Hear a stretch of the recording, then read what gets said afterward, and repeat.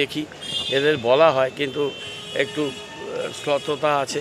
একটা দোকান চলছে গ্যারেজে, আমরা কারো রুজি রোজগারে হাত দিতে চাই না, কিন্তু এত ভিড় হয়ে যাচ্ছে তো সামনে পেছনে স্কুটার বাইক দিয়ে জায়গাটা পুরো চোখ করে দিয়েছে। আরও অনেকগুলো অসুবিধা হয়েছে, রাস্তার ধারে ধারে মাশরুমিং মতো দোকান বসে গেল চোখের সামনে 2-4 দিনের মধ্যে, ফুটপাথের উপরে বসছে, সেগুলো খুলে সরিয়ে দিতে হবে। স্কুল তো ঢুকতে পারছে না, স্কুলে পাশে কলেজ আছে, কলেজ যেতে পারছে না, পুরসভায় আসতে পারছে না, স্টেট ব্যাংক অফ ইন্ডিয়া আছে, সেখানে লোক যেতে পারছে না। সুতরাং এখানে যদি 200-300 মানুষ এখানে খাওয়া দাওয়া করে, তাহলে তো যে আউটলেট করছে তাকে আরেকটা অল্টারনেটিভ জায়গা করতে হবে যেখানে লোকগুলো বসবে।